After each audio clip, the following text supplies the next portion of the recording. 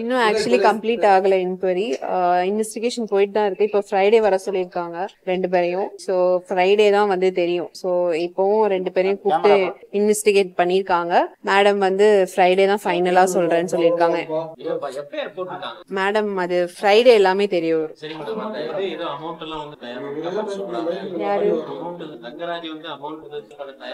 அப்படிலாம் எதுவுமே கிடையாது. நான் என்னோட ஸ்டார்டிங்ல சொன்ன ஸ்டாண்ட்லயே தான் இருக்கிறேன். இப்போவும் இன்வெஸ்டிகேஷன் ஃபுல்லா கம்ப்ளீட் பண்ணல. சோ ஒன்ஸ் கம்ப்ளீட் பண்ணோம்னா we will address the media. So அது வரைக்கும் வந்து வெயிட் பண்ணுங்க. இப்போ ஃப்ரைடே வந்து தெரியும் என்னங்கிறது. வெள்ளிக்கிழமை இறுதியா என்ன நடக்கும்? ஆமா, ஃப்ரைடே அப்டேட் ஆகும். இப்போதைக்கு எதுவுமே வந்து சொல்ல முடியாது. வந்தார். 2 பேருக்கும் தான் இன்வெஸ்டிகேஷன் நடந்துச்சு. ஆமா,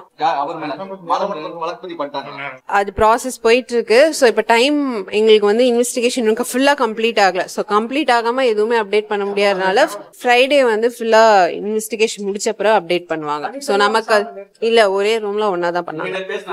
பேசினார். அதெல்லாம் ஃப்ரைடே சொல்றேன். நியாயமான விசாரணை நீங்க எதிர்பார்க்கறீங்க.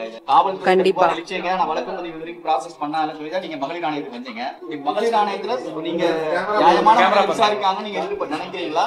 100% இதா இருக்காங்க. எல்லா பெண்களுக்கும் சொல்ற ஒரே ஒரு விஷயம் என்னன்னா, உங்களுக்கு ஒரு பிரச்சனை எது ரிலேட்டடா இருந்தாலும் கண்டிப்பா நீங்க உமன்ஸ் கமிஷனுக்கு வரலாம். ஏன்னா வந்து ரொம்ப உங்களுக்கே தெரியும், நாங்க நிறைய இடத்துல கம்ப்ளைண்ட்ஸ் கொடுத்து வந்து இது பண்ணிருப்போம். பட் இவங்க வந்து இமிடியேட் ஆக்ஷன் எடுக்கிறாங்க. சோ அதனால பெண்களுக்கு எந்த ஒரு பாதிப்பும் என்ன ஒரு பிரச்சனை வந்தாலும் நீங்க கண்டிப்பா உமன்ஸ் கமிஷனுக்கு நீங்க வந்து அப்ரோச் பண்ணலாம்.